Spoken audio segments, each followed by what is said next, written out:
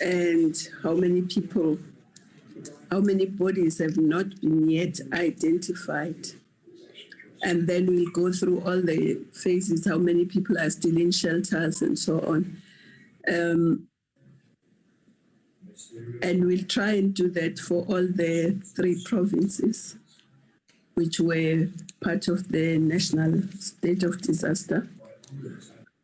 I will then ask the team to do the presentation. I think it will be done by Mr. Eichen Deisel, but the DG is also online. Thank you very much. If you allow me, I'll call upon Eichen to present. Thank you.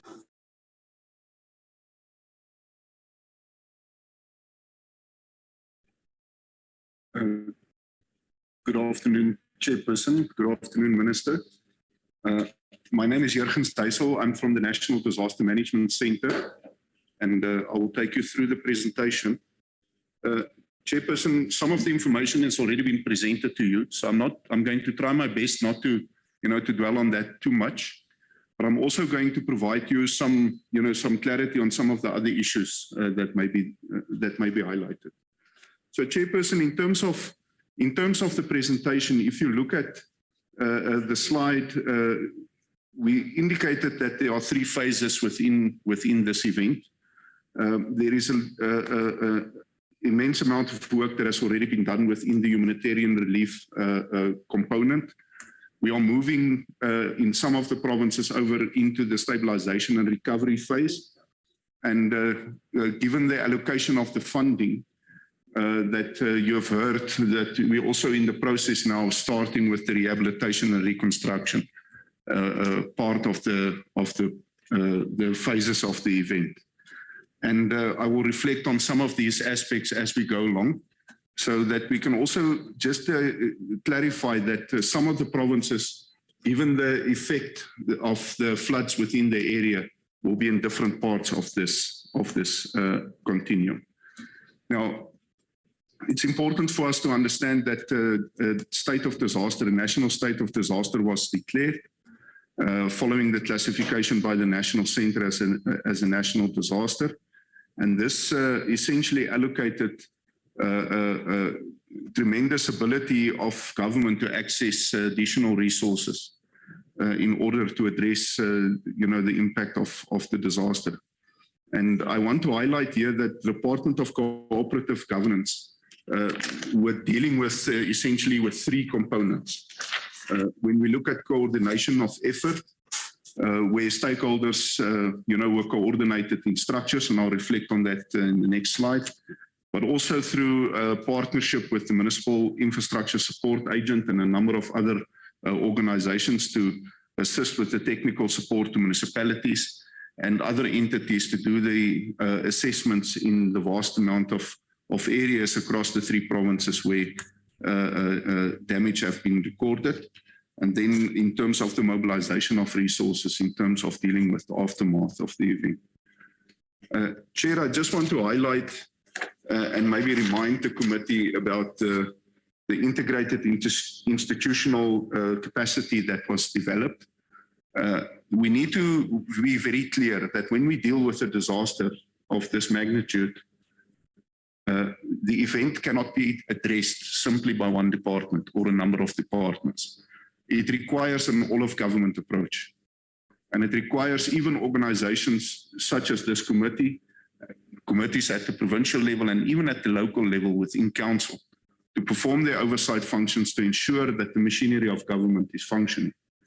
So you will see when we look at the integrated institutional arrangements that we have set out in this slide, at a national level, there is a mechanism that was created for the coordination within different task teams of different functions. So you will see, for instance, there's a communications and community mobilization section, a task team dealing with infrastructure, for instance, health medical facilities and so forth. And the information and the coordination that happens within those structures essentially is brought together in a technical forum of the conveners, where they discuss key issues, and those matters are taken to the Directors General Forum. And within that forum, issues of mutual concern are clarified and action plans are developed, and we are working to resolve those matters. So you would have heard earlier from our colleagues in the Department of Monitoring and Evaluation that they are working with the National Department and particularly with us in order for us to track and to deal with action plans in dealing with these matters that is identified in the particular work streams. You will also see that at a provincial level, and particularly within the KwaZulu-Natal province, the system was replicated almost as a mirror. And within those structures and the Prof JOCOM that sits on a weekly basis, at a provincial level, work is also coordinated to ensure that not only at the national horizontal level, but at a vertical integration part, that reports are shared, issues are raised, and they are addressed. Chairperson, the next slide, I'm just going to quickly ask the committee to note. It's information that is already presented. It's just updated for the latest information about the 3 specific provinces. The 4th one, we can provide the information if it's needed. But it just provides an overview of the impact, the affected persons, the affected districts, and the impact on agriculture and so forth. Now, Chairperson, on the next slide, during some of the discussions, we were talking about the 17 bodies and the 82 people that are still missing. I just want to reflect very briefly on this matter. In discussions that we had with the South African Police Service during the week, they've indicated to us of the 17 individuals that are still deemed to be, or the bodies that are unidentified. Through DNA matching, they have 4 potential matches. The difficulty that they are having with that is that it is apparently a familial match, and it requires further investigation before they can make positive identification. But I want to also, on their behalf, Chairperson, just indicate that it's quite a difficult scenario, for the police to deal with this matter. And the way that they explained it to me is that the individuals that have passed away were found in vast areas across, the disaster zone, in different time zones, in different, condition. They were taken to different mortuaries at different times. Post-mortems were taken from them, and this makes the identification process a bit more difficult, in the sense that when the police go into areas to find familial DNA, you have to take DNA from a potential living family member to match it with the DNA of the body. And when they go into the different areas to actually interact with the families of the victims, it also appears that other individuals that have family members that have gone missing, is mixed up in this group.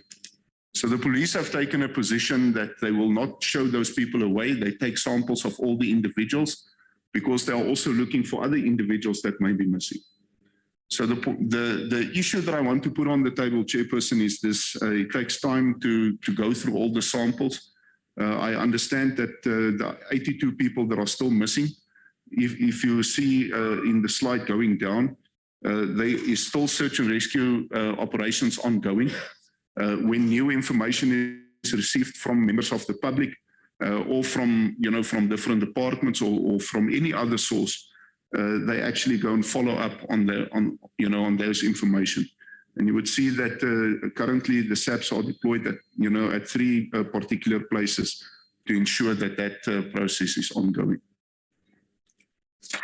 Now, Chairperson, in terms of, if we go to the next slide, in terms of human settlements, there's been a lot of talk about that. And I just want to maybe zoom in on the schematic on the right-hand side, because it gives us a very short overview of what is the approach in trying to deal with the individuals that are currently still within our shelters. And the approach is that initially these individuals were placed in transitional emergency accommodation, or the so-called shelters, simply to take them out of harm's way, out of the weather, provide them with clothing, food, basic health care and those kind of issues.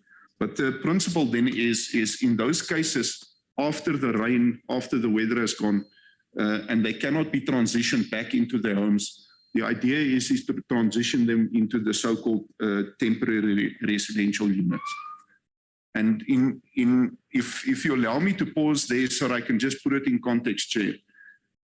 In terms of the progress that we are reporting in the number of units that have been built, that have been delivered, both in the Eastern Cape and within KZN, in those areas where land is immediately available, either where there is a safe area around the, the homestead of the individual, TRUs were built on those immediately. So if land was immediately available, the TRU was prioritized and was built.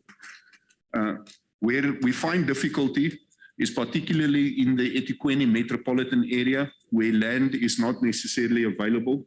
In those instances, land parcels were identified through a process.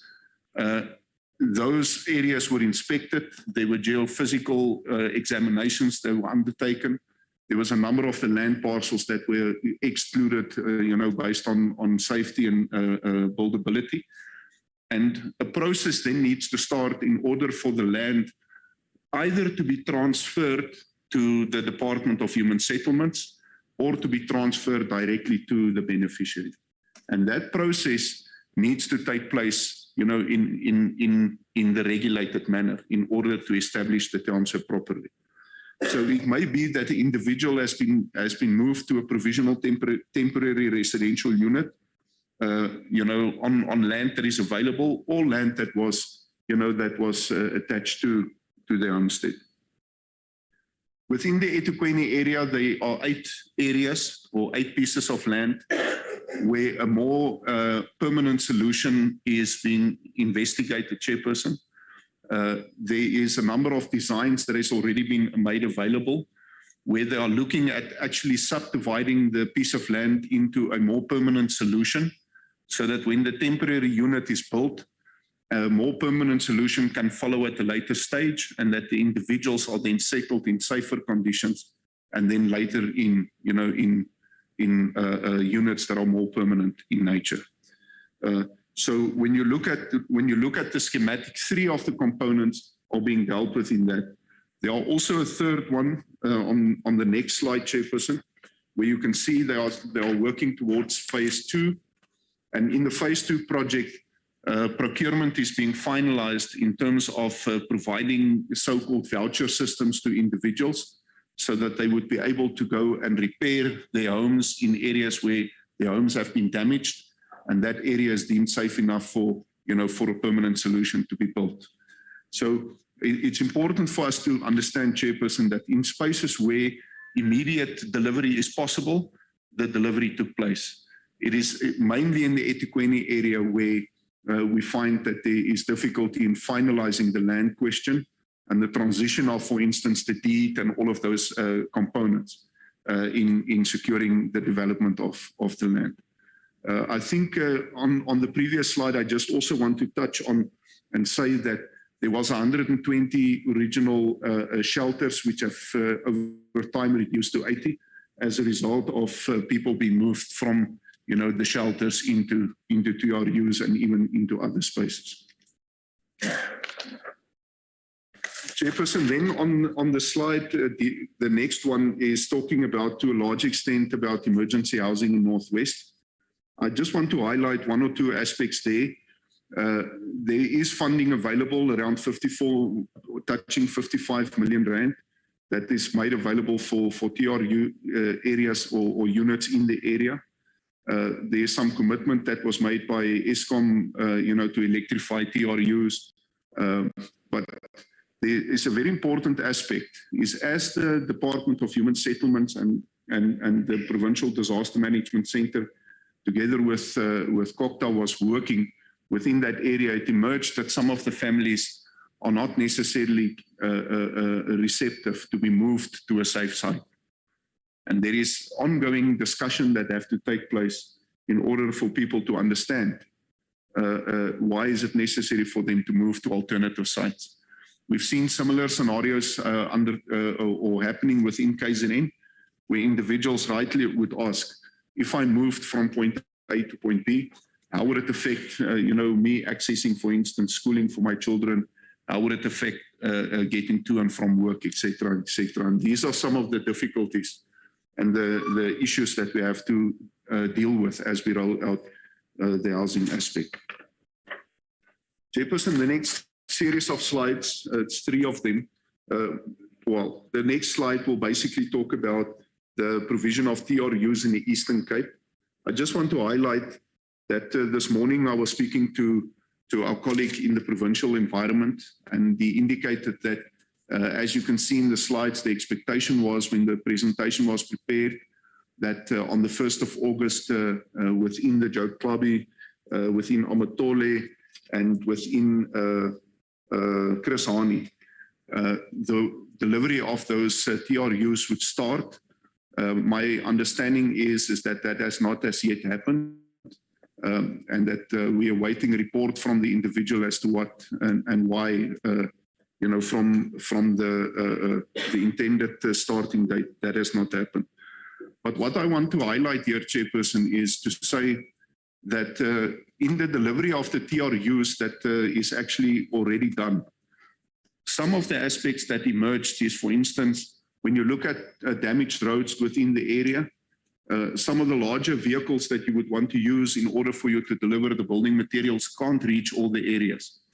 And in some instances, they started moving towards using smaller vehicles and even employing local labor and local resources in smaller vehicles to actually move the building material from one place to another. And that is encouraging to see, Chairperson, because it provides economic injection into the area, to assist with economic recovery. Chairperson, from a health perspective, you can see that ongoing health and medical services are provided, to people within the shelters and within TRUs.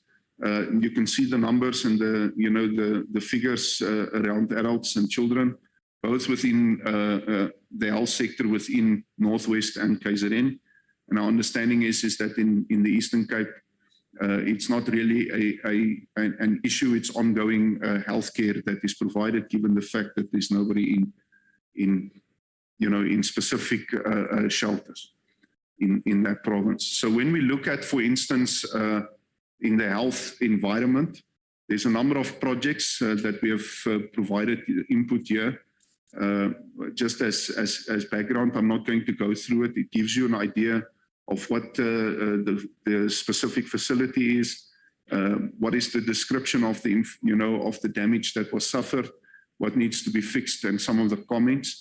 You will see, Chair, that by and large, the site handovers took place in most of these facilities, where the contractors would then start with the process in order for the work, to be completed.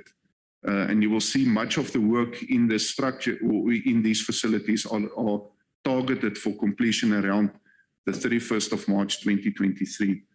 So it's important for us to understand that not all the work will be completed in a short space of time. Some of the construction would take a specific time to be completed.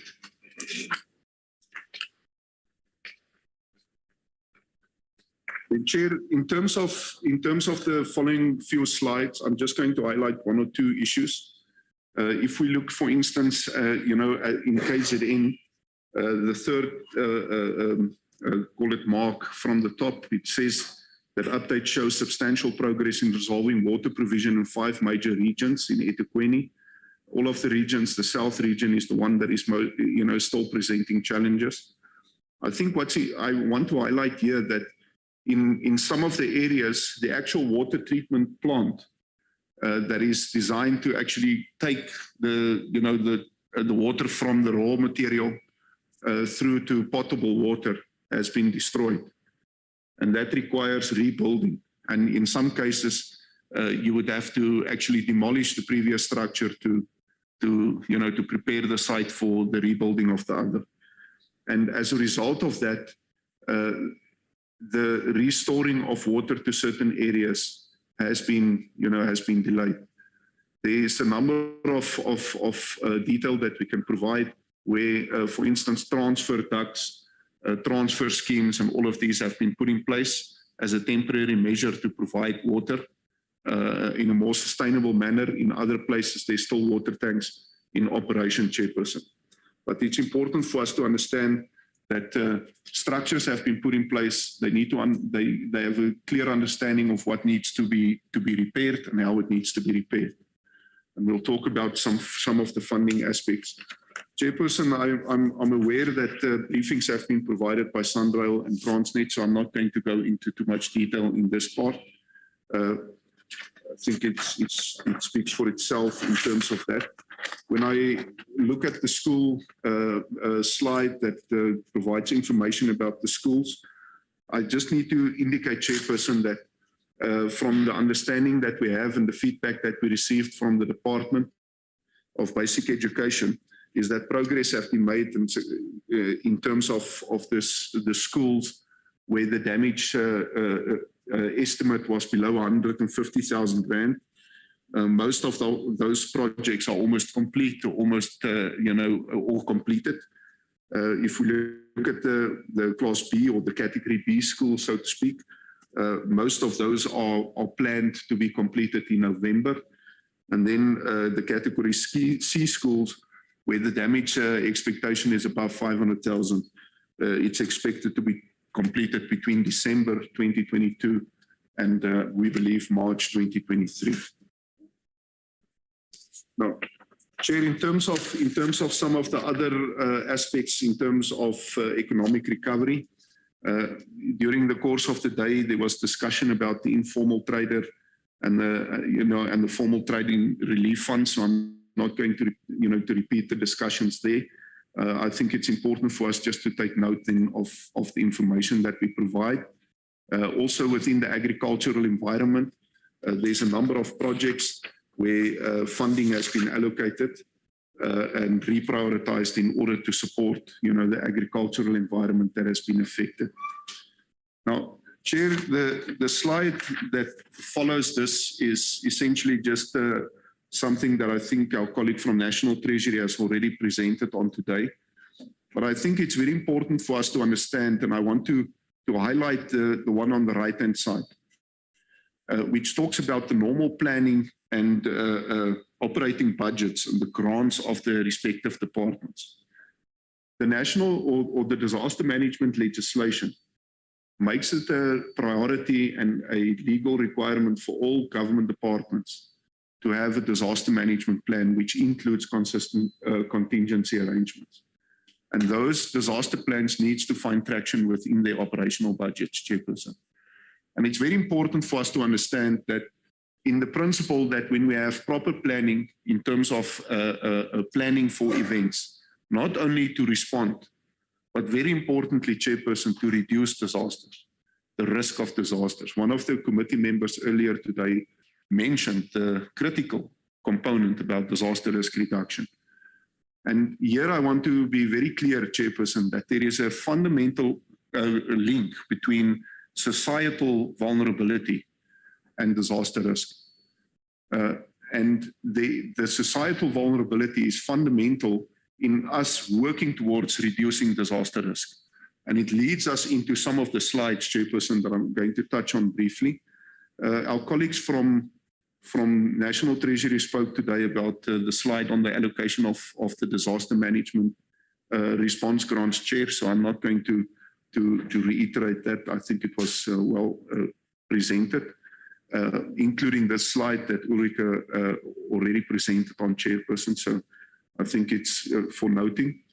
But what's important for us in terms of what is coordinated by the National Disaster Management Center, Chair, is that we have made two requests pertaining to the unavoidable and unforeseen funding and that window that is now open.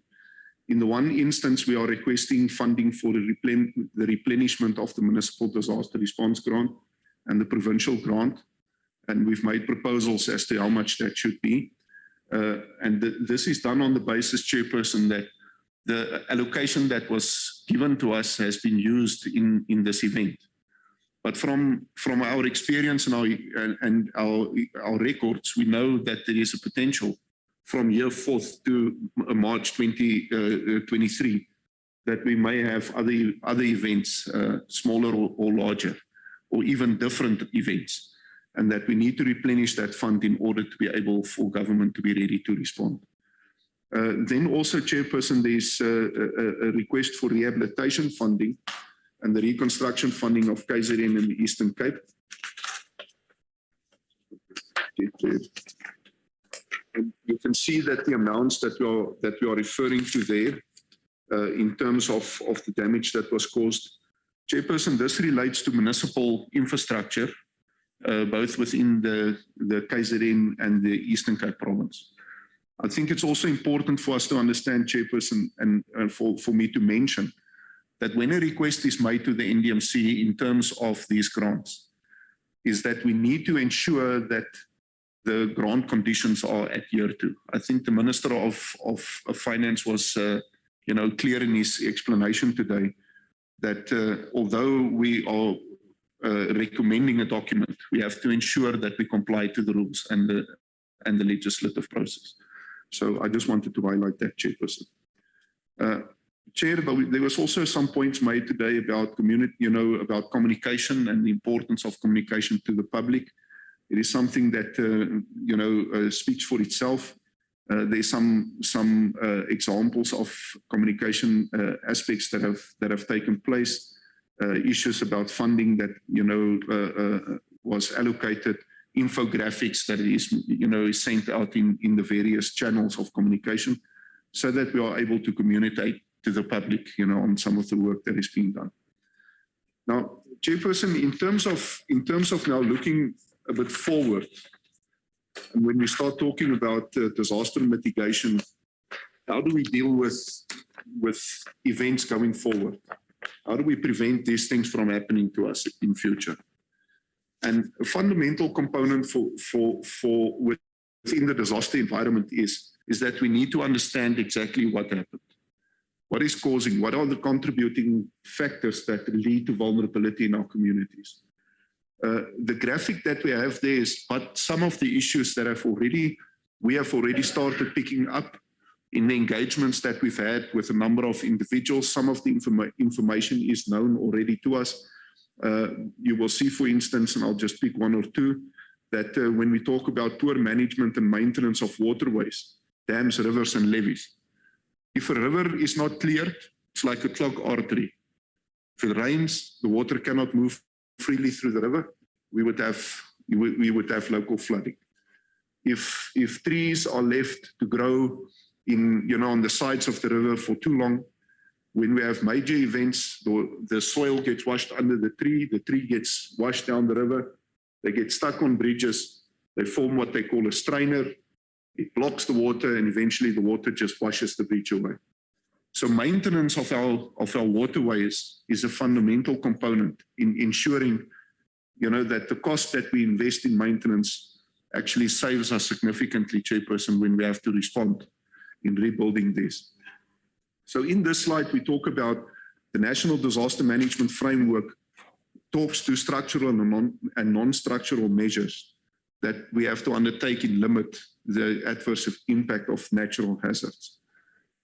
For instance, the use of building codes and the enforcement of building codes within a municipal space is a critical component to ensure that when we have strong winds, our roofs can withstand, the local environment. So, Chair, I think the rest of the slide, I just wanted to highlight that as we work towards the future, we are now moving into a phase where we need to start understanding what were the underlying, vulnerabilities that, that contributed to this. But I also want to highlight to the to the committee that there is no single organ of state that can resolve this matter, because some of these issues are resolved in different organs of state. When we talk about spatial planning, when we talk about enforcement of building codes, when we talk about, for instance, how do we maintain our infrastructure, all of these different things come together and they are magnified, when they come together in order to reduce our risk. It is not a single organ of state's capability or responsibility to be able to achieve that. Chairperson, just as on a very high level, we thought to include two pictures. Sometimes they say a picture speaks 1,000 words. But if you look on the picture on the right-hand side, the picture on in the middle of the screen is the before picture that shows you, call it the formal building, the informal buildings, which shows you right on the edge of the river. The next one is a picture taken a few days, by satellite from after the flood. And you can immediately see not only the impact, but you can see where for a long period of time the river was not maintained. And as a result, all of that plant material essentially washed down the river. And to a large extent, if you look at, and I'm sure the committee have seen thousands of pictures already, but if you look at most of the pictures, the debris ends up in the harbor, it ends up everywhere. When we maintain our infrastructure better, our chances are much reduced, Chairperson, of having these kind of events going forward. Now, the question is, how do we build back better, Chairperson? And the term build back better comes from the Sendai Framework for Disaster Risk Reduction. Essentially says that when we have events, we need to understand how do we build our infrastructure to withstand or to be resistant to future events. And there's just a simple flow chart at the bottom to provide you, for instance, in this environment, some of the key issues. For instance, understanding of floodlines, to know that there is a 20-year floodline, a 50-year floodline, a 100-year floodline. What does that mean? What infrastructure can be built safely, for instance, in a 100-year floodline, in a 50-year floodline? For instance, golf courses, to a large extent, can be safely placed within the 50-year floodline. It would not make sense to put a large-scale development in that space. So spatial planning and a number of other issues, for instance, designing systems to separate rainwater from sewage systems. If we have runoff water going into our sewage systems, it overbears them.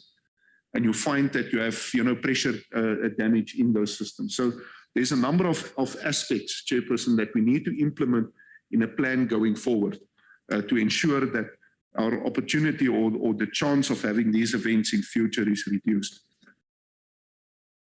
There's also some other issues, Chair, I just want to touch on, and I would beg your indulgence a few minutes on this, is that when we look at some of the key challenges and lessons that we've already identified and some of the approaches that we want to talk to, one of them is, for instance, insured infrastructure was included in the funding requests. And the principle is that when infrastructure is insured, and there's funding requests to that, we need to have clarity. And the proposal that we say there is that we must provide clearer policy directives, on dealing, for instance, with infrastructure that's insured. Some infrastructure is insured for its original building cost. Some infrastructure is insured for its replacement value. So we need to have clear issues, but very important, Chairperson, is that we move to a scenario where more of our infrastructure is insured.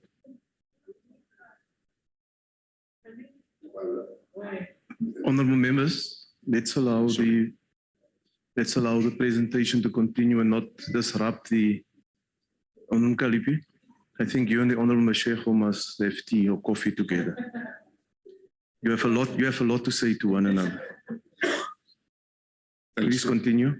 So, Chairperson, for instance, issues that we also found is that applications were incomplete, or we had non-responsive applications, for instance, where delays were caused, in processing issues. There was issues, for instance, where the allocated funds are not utilized for intended purposes, backlogs, operations, poor infrastructure, lack of proper disaster risk reduction planning. And here I'm not only talking about, Chairperson, this event, I'm talking about in general, when we look at previous events and past experience that the NDMC had in dealing with disasters. And then we make some very important recommendations that we plan to follow, going into the future. And that leads me into the next slide, Chairperson, where we talk about, once we have now identified these issues, some of the speakers today refer to a progression, and a review of our disaster management system. Chairperson, what we are presenting here is a very simplified approach that we believe we need to look at in how we utilize the lessons that we learned from this event in essentially sharpening the disaster management system within the country. And I'll just touch on them. For instance, we need to look at the placement of the National Disaster Management Center and disaster management per se. We need to look at increased disaster management capacity. And when we talk about capacity here is, Chairperson, not only the amount of individuals, but also the individuals in the different departments understanding how, for instance, disasters will affect, our waterways going into the future, how climate change will, for instance, affect, agriculture and so forth. We need to mainstream disaster management in all organs of state.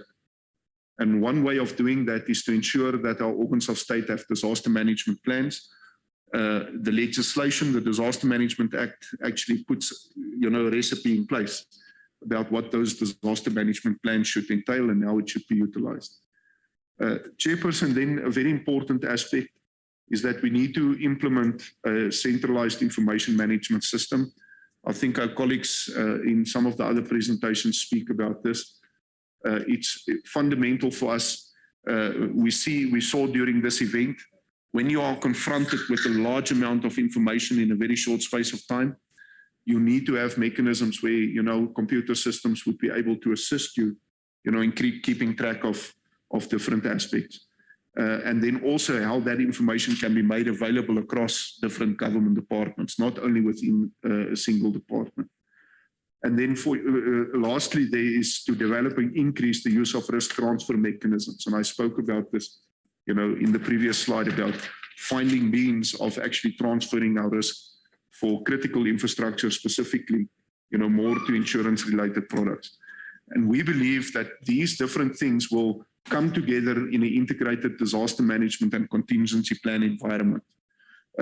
We also need to establish and maintain a central disaster management coordination system, similar to the one that I discussed earlier, and to also develop it in a way that we can work within in a structure where we would be better prepared in order, to respond better in future, Chairperson.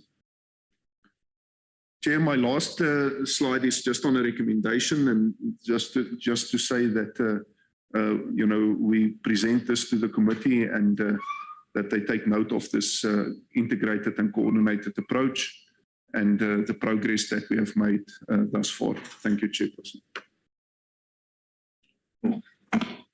Thank you for the presentation. Thank you, Minister. Colleagues, let's engage.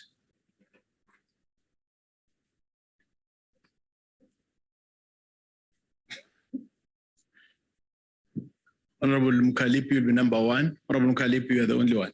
Stepchild of politics. We have four. Honorable Mkalipi? Yeah, processing the present. No, thanks very much, co-chairs. Thanks for the presentation. Greetings to the Minister on the virtual. The Minister, on her opening remarks, she said that you must get an update. And the reason why I look back on my colleague here, he knows that he owes me a lot. So I was laughing at him to say that I was hoping he was going to touch on the issues that I since raised since we started this process, coaches. Maybe he will be able to assist in that regard. For instance, that issue of a burial intervention from that family of Buthelezi, because he is aware. And it's good because now it's also involve a ward councillor and we're dealing with COPTA. Minister, you'll remember that issue. Yourself and I, we spoke, you said I must send you those issues. I did send you. So that family have not received that money. But according to the latest information is that the money was claimed and was paid to a ward councillor of Ward 59. the family have on record that even the councillor came to visit the family on the eve of the funeral that was supposed to take place on the following day. And they didn't even receive a cent even today. When they tried to call the councillor after it was made it very clear that the money was paid to the councillor, was given to the councillor, so he does not answer their calls anymore. So the family is still waiting. So now I need a way forward on how to take this issue, because I need to go and report to the family. The second issue from you, Mr. No, from the National Disaster Center. I need to get a follow-up in terms of the list that I send it to you of affected families, about 300 of them.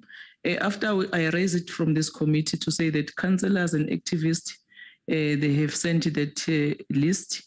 The head of disaster at Ethekwini municipality called and said, no, I got that list, but the point that I'm driving home is the one that you also touch on.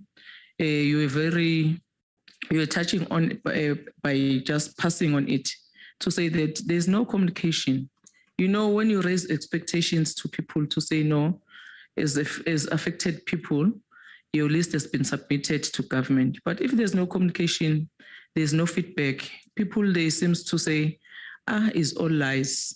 So maybe if you can be updated in terms of how far with the list, and also to get a clarity as far as you know as the National Disaster Center or Management Center, to say that how are you coordinating with other departments in terms of housing and other benefits that they're supposed to get.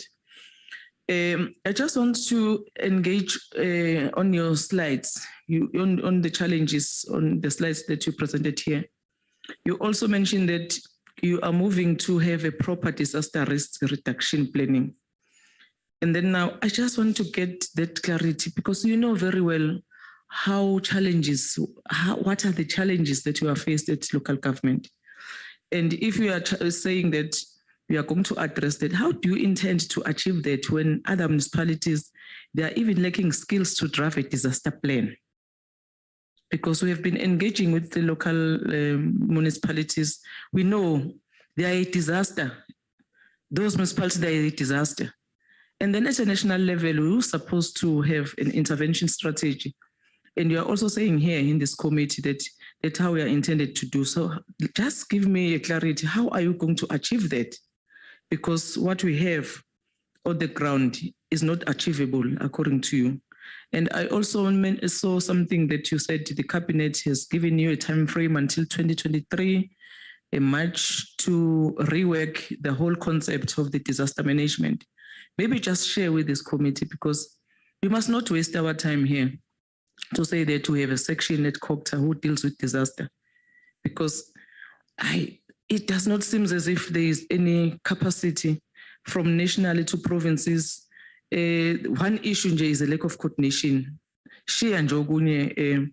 In terms of disaster, the coordination itself, as I'll be ending up sounding like a scratch record when I ask about this list, but I will never get tired, because people are also asking me to say, you sit in that committee, we have submitted this list, how far with the list? We're supposed to get a way forward.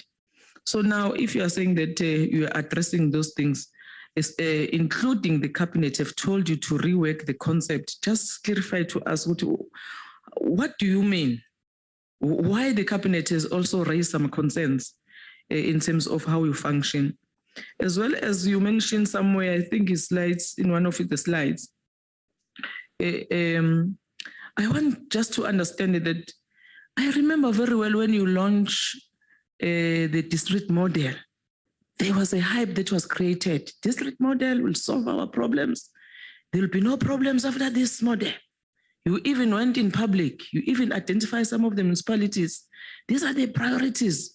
Now is your opportune time to demonstrate to the world, not even to the country, to the world, that now we have this disaster that took place in April. because we have launched this district model, which is going to be a coordinator, how do you use that district model get to your advantage now? Or you were just, as we were mentioning that there's nothing as a whole. So take us through, link us to this district model as a useful tool now, because there's a disaster that took place. Thank you very much, Chair. Thank you. Honorable Mende. Thank you, Chair. Just a few questions. At the beginning, in terms of the fatalities and the bodies that have been found but unidentified, somewhere in the beginning when we visited KZN, a question was asked, or rather an advice was given to the Premier and Kochta that there should be a system which seeks to store the DNA of the families, because people are still missing, so that upon recovery of any body, it's just a matter of comparison to the available data. And now the 17 bodies that are unidentified. And you explained that it's actually quite a tedious process, which is taking forever now to do comparisons. And I'm not hearing you coming up with a plan, because more than 80 bodies are still missing. And it's not a matter of we can think that, no, it's just a by the way. They are missing, and that's it.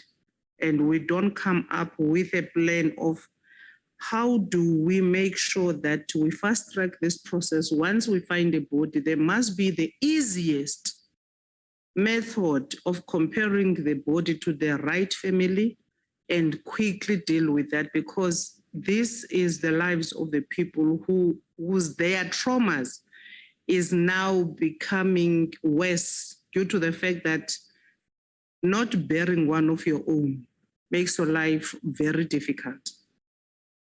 So I'm not hearing you as to, are you developing a system which is going to make it easier for you?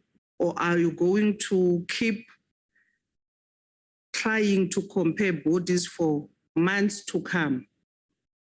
But at the very same time, you are a state that is seeking to bring comfort to the very same people.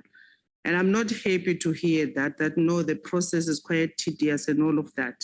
We knew the process is going to be tedious right from the beginning. That is why globally, you will find that many countries have got DNA banks of every citizen. Not in South Africa, it's not there, but for this particular incident that has taken place, in fact, a disaster that is painful, it should have taught us that our systems have to change. We ought to be innovative as government, in particular from the side of Kochta. So I want to understand from you, is there a plan? Those 17 bodies that are laying there, not knowing when will they be successfully identified, cannot be acceptable. Once more, the Northwest becomes, it's painful. You see here, you are giving us a report which we received. Co-chairs, if you can look at the report, because I'm looking on the phone, it's not easy to scroll. A page that talks to the emergency housing in Northwest is page 11. And you are still referring to the same figures we were given when we went to Northwest 2 or 3 months ago, where they were saying there's almost 55 million set aside. But at the very same time, the MEC could not tell us from which budget and all those things is that money coming from. But what most important is that when we looked at the 54 million and we asked, who are you going to be providing services in this 54 million. It came that it's 335 families, which you are also indicating that is 335 families.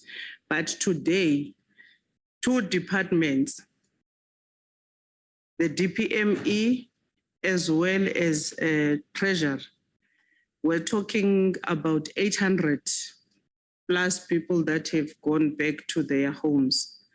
So already there is something that is just not normal with the numbers. But most importantly is that COGTA understands that Northwest still needs money for TRUs, but other departments are telling us that Northwest people have all gone back home. So which is which? And at the very same time, 335 families that requires TRUs, and you have set aside 55 million, that means it's almost 170,000 rand a TRU. So I don't know if we're just producing reports for the sake of producing reports. And it's very much unfortunate, Minister of COGTA, that you are producing reports to people who go through the reports and actually make sense of what the report says. If you have set aside 55 million for 335 families, it's 170 a TRU. And I don't know what's what. At the very same time, 800 plus families have gone back home. So no one is actually paying attention to what Northwest is going through. The people of Tswaying in particular, no one is paying attention to that. You are told by whoever, and this report is very similar to the report we received 2 months ago. So, COGTA, you don't have a report where Northwest is concerned, period. Because this one is a very, very old, when they also didn't know what to do.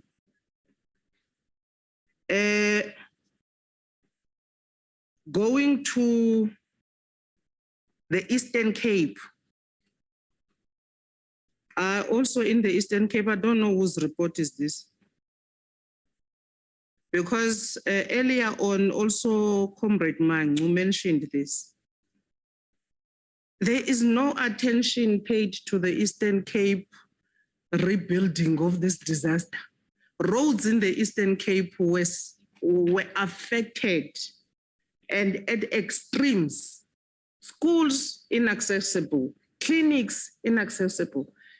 Now, when they opened schools, 2 high schools, 3 high schools, in fact, in Insekayetu, could not be accessed because the roads which Centralized said they are building and the municipality said they are in charge of those roads because they are rural. They are not tar road, they are rural. So I was told it's municipality, the MEC of Eastern Cape who said they are dealing with it. Then there was Sandra, and there is no mention of how far is the Eastern Cape with the disaster repairing of roads. We are hearing TRUs, and I can tell you now, this number of TRUs that is here from the Eastern Cape is also not true. People of the Eastern Cape, most of them did not lose homes, and most of them, their structures, it's not in a setup of a township where you find one hut or one house. The people of Eastern Cape, they have variety of homes inside one yard. So one will be affected, but the rest of the houses will not be. Now, this number of TRUs, if you had gone to the Eastern Cape yourself, you would satisfy yourself and understand that this number of TRUs and the money you are going to spend on buying unnecessary TRUs in the Eastern Cape is not necessary. Instead, you should understand what the people of the Eastern Cape need. Thank you, Chair. Thank you. The next is Honorable Khai. Thank you very much, Honorable Co-Chairs. Mine is just one question, Chair. I had hoped that in the presentation, there will be a slide on the expenditure of the monies that have been transferred to the municipalities in particular. particularly that the presentation that we received this morning from Treasury indicated that the monies are given in tranches. If you spend 80%, then you get, the final tranches. So, I mean, the report could have given us that better understanding in terms of the trends, how the municipalities and are spending the monies that are allocated to them. The reason also is that if the allocation is not enough, the minister in the morning indicated that there are also other pockets that could be considered, including the contingency reserve. My understanding also that there are deadlines with regard to the application for the contingency reserve funds. And it was reported this morning that the date was on the 10th of this week, August, and it has now been extended to the 17th. If they have not spent the monies that are allocated, 100% of the monies that are allocated to them previously, and they still need more than what is allocated from those emergency funds and all that, and they require more that will come from the contingency fund. Now, and then yet the deadline is next week. So it would have been better if there would be a slide that also talks to the percentage in terms of the expenditure to date. So that's clarity that I need, Honorable Chair. Thanks. Thank you, Honorable Khai. Next is Honorable Lesom. Thank you, Chair. Should I introduce myself? Yes. Oh, no mangezwanga, but it's fine. Others, they didn't do so. But Chair, thank you so much for the opportunity. I'm Maina Lesoma, member of this ad hoc committee. You know, Chair, I'm saying this comment because COCTA also coordinates and has a lot to do with municipalities in terms of ensuring that they are in compliance, Honorable Mashiho. But also there is a good compliance in terms of the predetermined objectives with quality. When DDM was launched and announced, my understanding, co-chairs, is that there are various champions in various municipalities, which mostly of them are ministers or DMs. And the precise reason of that was to ensure that there is a coordination at all spheres of government, but also where interventions are needed, are being provided with speed. Secondly, co-chairs, one was very encouraged and happy, by the way, when this committee was established. And I thought, this time around, our government will ensure that and demonstrate the capacity and the being a caring government, as it were, would also, its turnaround time in terms of the disaster will rise to the occasion. Unfortunately, that's not the case. It's almost 5 months now. 5 months now. And we're still talking about April 2022 disaster. I don't want to go back to the history that in case that and the disaster of 2019, they only received their allocation in March, in early March or so of 2022. But I thought this time around, there will be a speed. But I'm making just comments that one was hoping and being excited.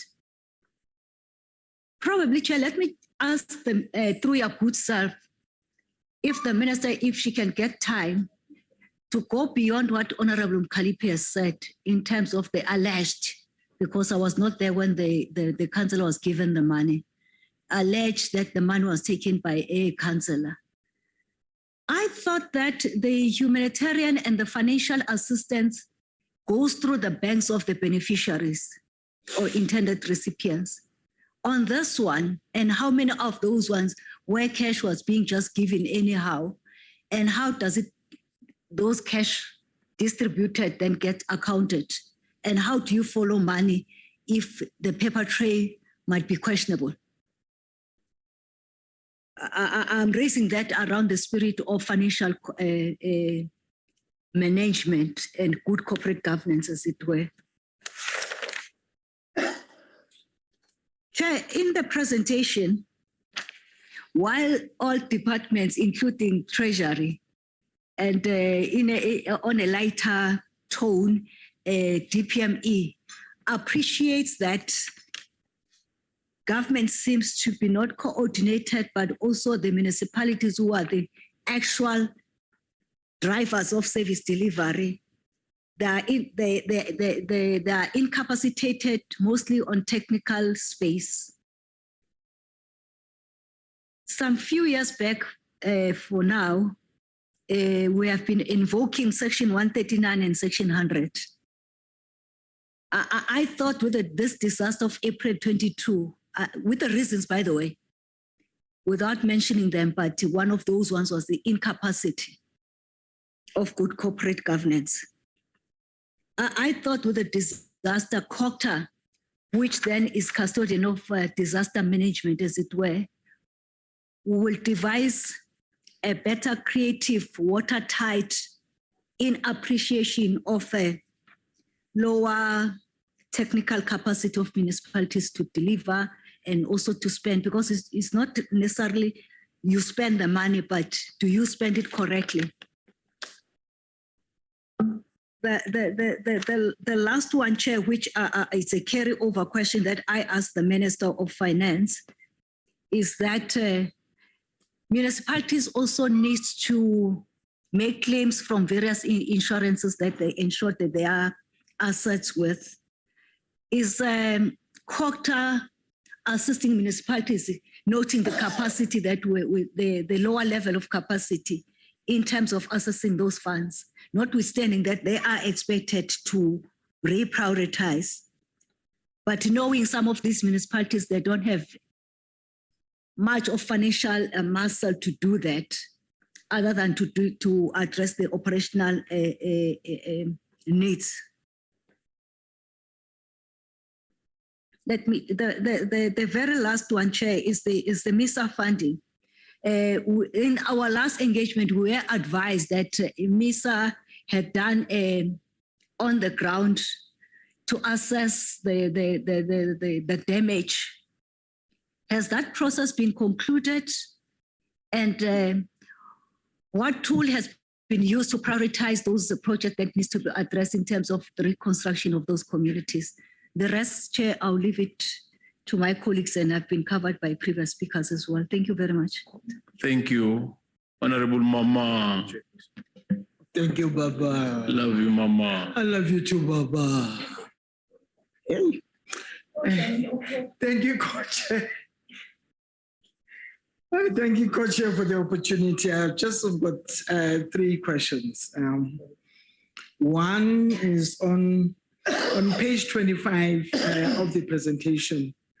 You mentioned that an additional funding of 3 billion must be allocated in the 2022 adjusted estimates of national expenditure for that to address unforeseeable and unavoidable expenditure to reconstruct and rehabilitate infrastructure in KZN and Eastern Cape.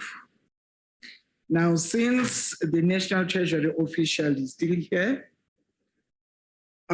is there such an amount available in the fiscus? Or will specific departments allocate be reduced to compensate for that amount? The second one will be, in most instances, Chairperson, financial resources are primarily focused on built infrastructure. Will South Africa invest into ecological infrastructure to assist build infrastructure. And the last one, coaches, will be the question to the National Treasury and Culture that says, can there be additional investment, ecological infrastructure, which lengthens the life of the existing built infrastructure? Thank you very much, coaches. Thank you, Mama. Next, it's Honorable Mashiko.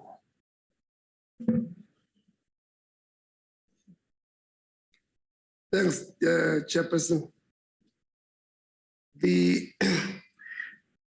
I might not necessarily be asking questions, but just, I don't know whether this will be emphasizing, but in a form of wanting to deepen the writing, because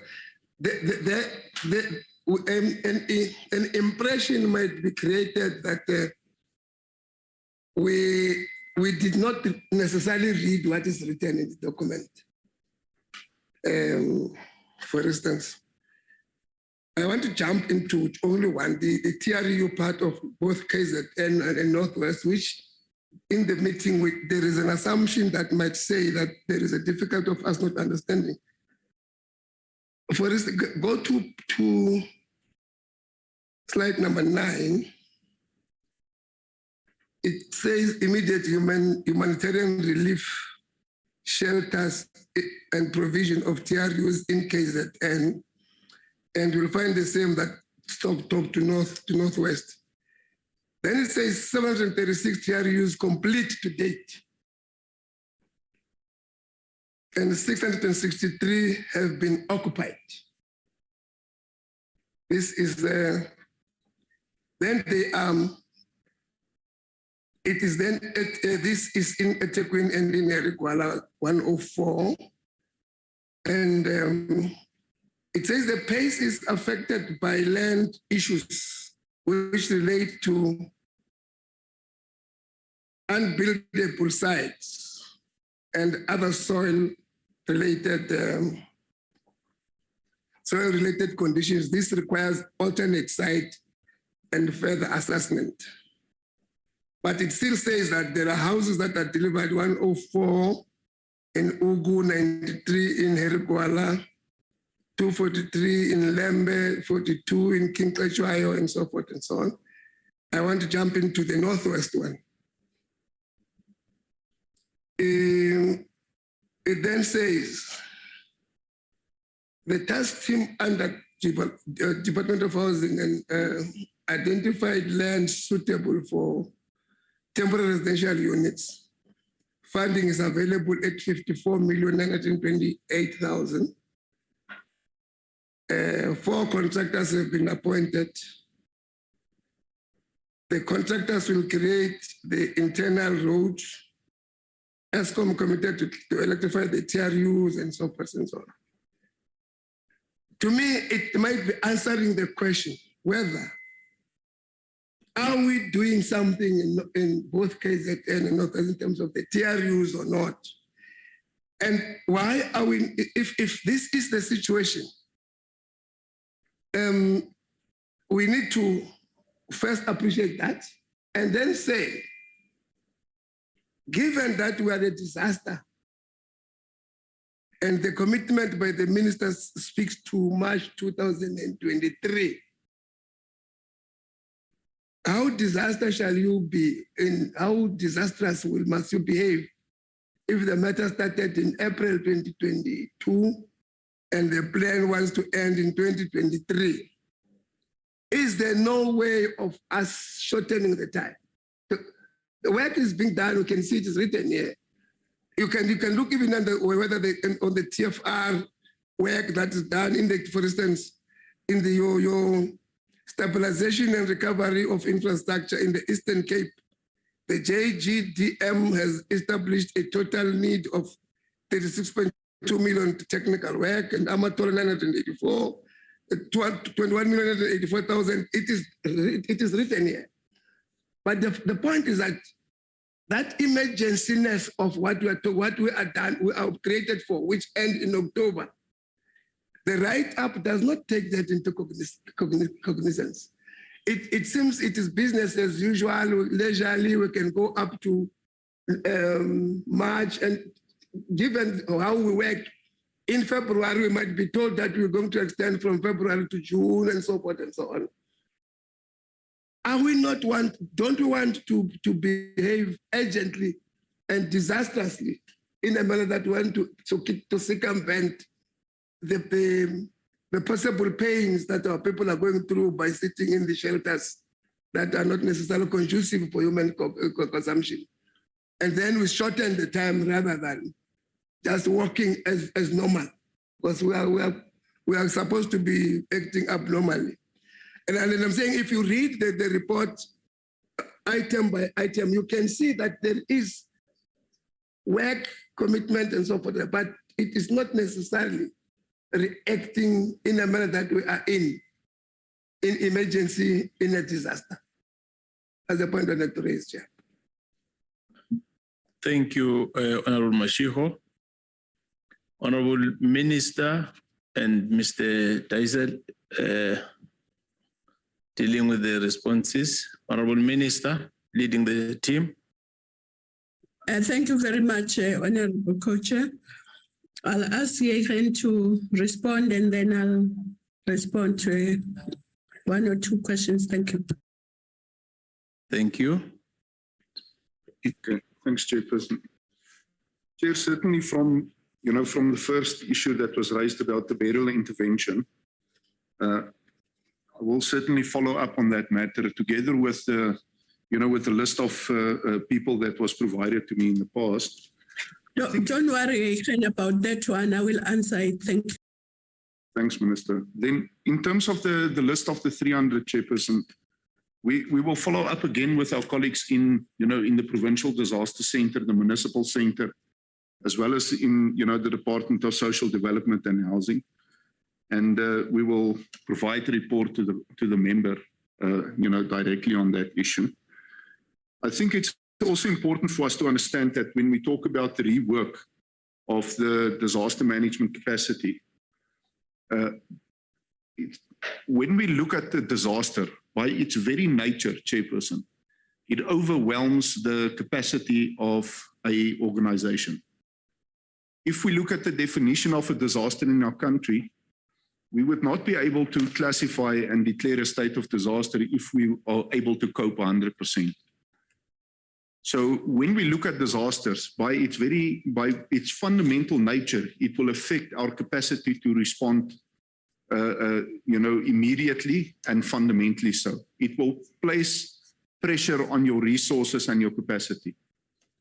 And the point is taken that when we have these events, we have to work to ensure that we can respond in the shortest possible time, to identify where the issues are, identify why they exist, and then to find plausible solutions, within them.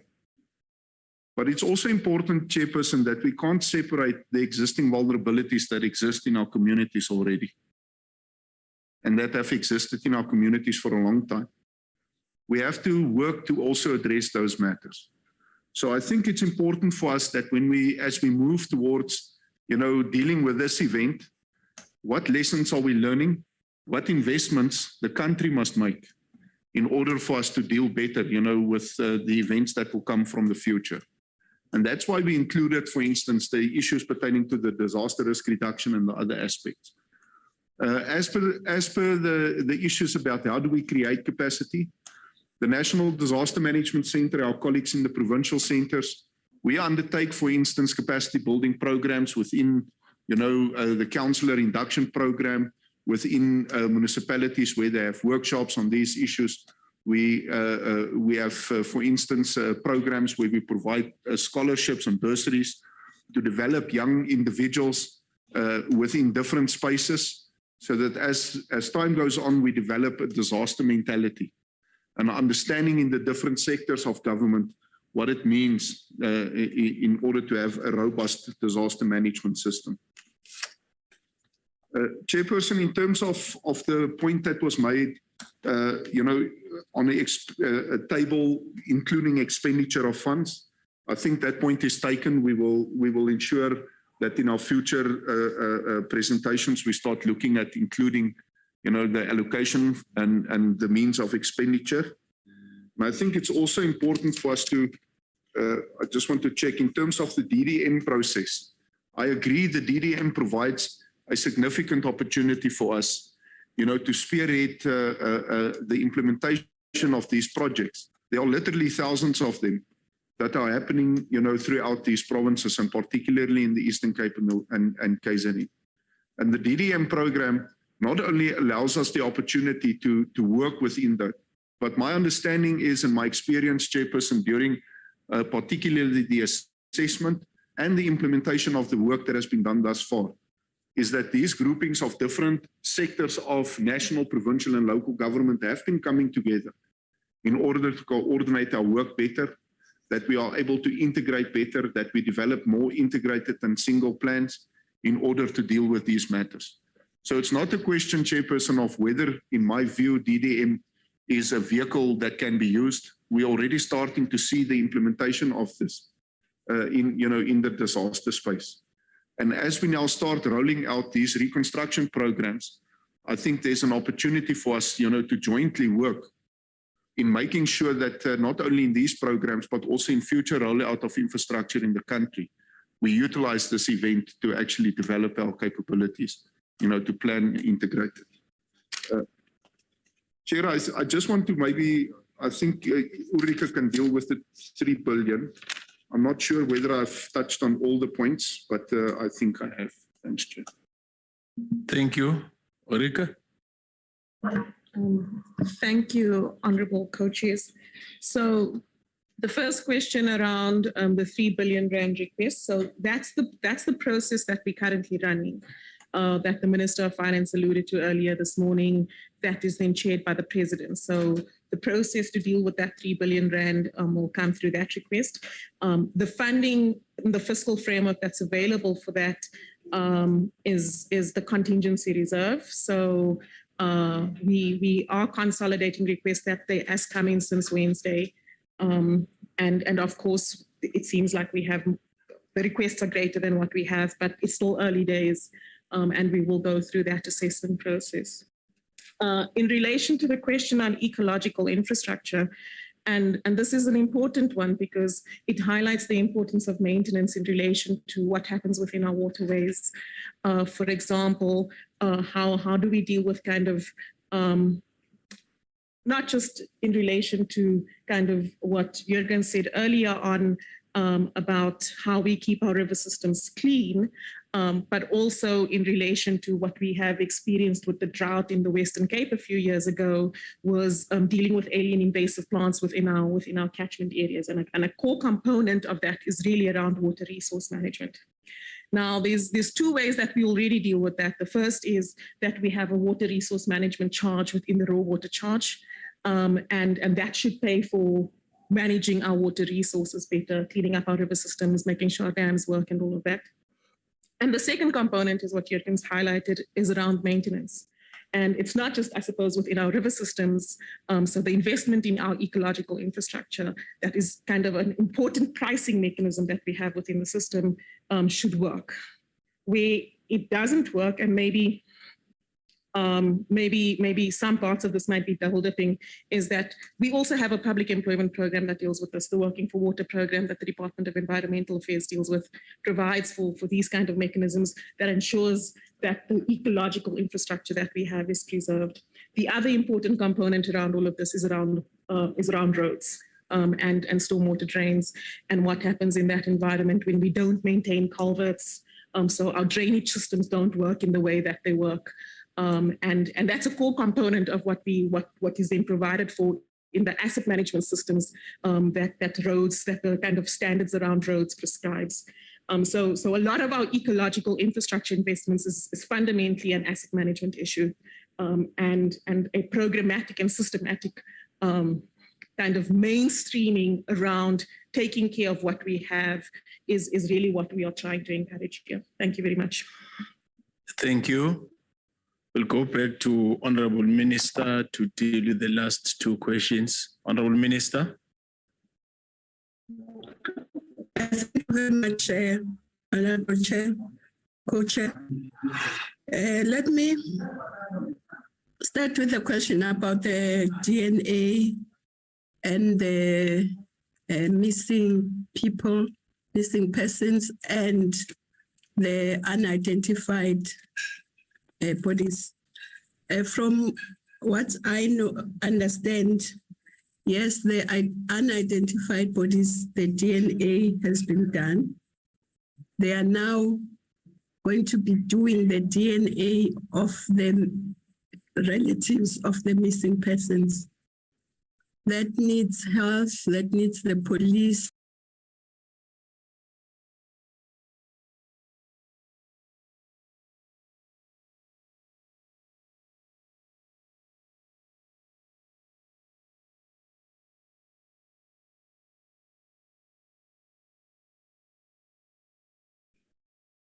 Honorable Minister. Nola is still on the platform. Honorable Minister.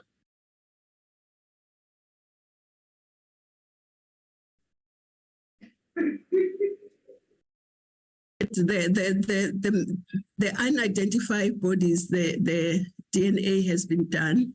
Now it's to do the DNA of the missing, of the relatives who have missing people. So that there has to be an agreement between health and the police, but that discussion is now taking place and they are going to be doing them. On the question that was asked by Honorable Mkalipi about the Buthelezi family,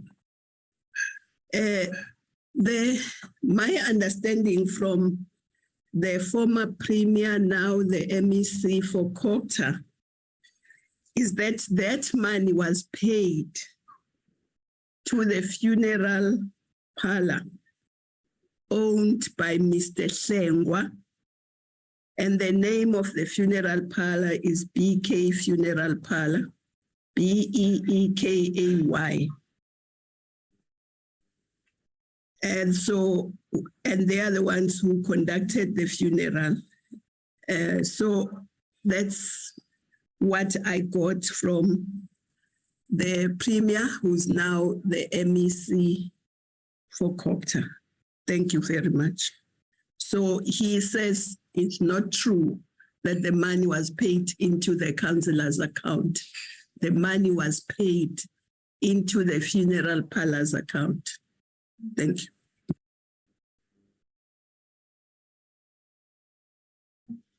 Thank you, Honorable Minister. Maybe we have to have a way of assisting to get to the bottom of it, because I don't want to subject it to the voice note. We can take it outside the platform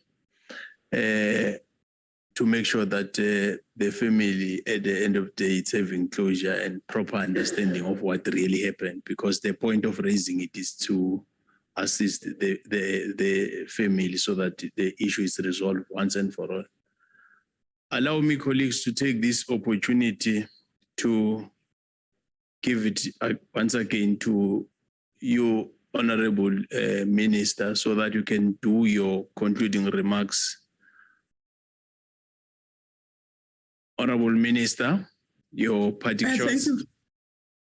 Thank you very much. Let me say that there are still challenges, as you yourself are aware, especially around the people who are in shelters who have not been taken to either TRUs or to other homes. So that is still a big challenge. And that matter is being attended to, but there is also an issue from Public Works that the land, the identification of land suitable for rebuilding is a problem. that's a big challenge. Of course, the other challenge is what we all know, that the damage to infrastructure far outstrips the available resources for this disaster. So I just wanted to maybe just highlight some of those challenges, but also to say, let us be just honest that the capacity,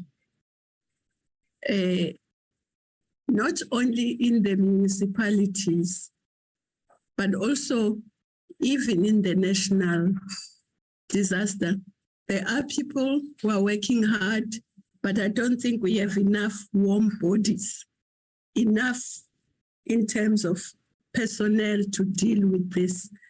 So it may answer the question why Cabinet also said we must review. It's not only reviewing the system, but also just to review the capacity that is there. Thank you. Thank you, Honorable Minister. We must also indicate that in 2 weeks' time, we'll be getting back to KZN.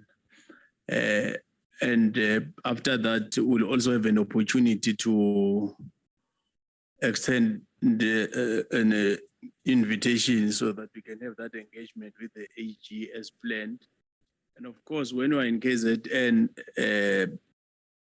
the department and officials and relevant people that are supposed to be part of the engagement when we're on the ground.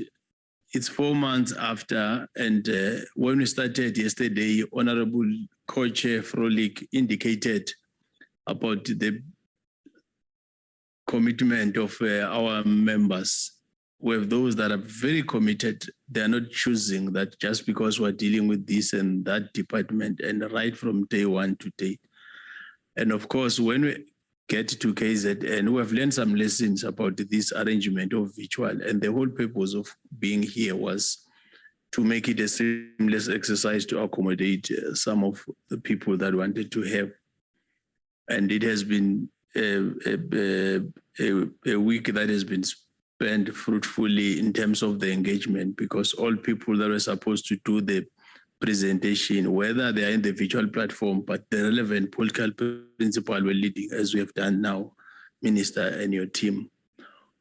We are looking forward as we move towards having the preliminary report that will be consolidated so that we can start engaging as the ad hoc committee that is in dealing with flood, disaster, relief and recovery. Part of the lessons that we're learning and experiencing every day is that when we started, we thought to understand. As we move along, it's always an eye-opener to us sitting here, and when we have some members saying, if this thing was explained at the beginning, then it's giving a sense that it means there are things as we move along that we'll understand, and the capacity, it's at all levels, including to the manner in which we want to do things as the legislative sector of the arm of the state. Let me take this opportunity to thank the commitment, honorable members, the officials coming from different departments, the minister, the staff that has made it possible, and the entire team that is even making it a seamless exercise to coordinate, to have those that are on visual platform to participate today. I officially declared the meeting closed. Thank you. Thank you very much. Recording stopped. Thank you.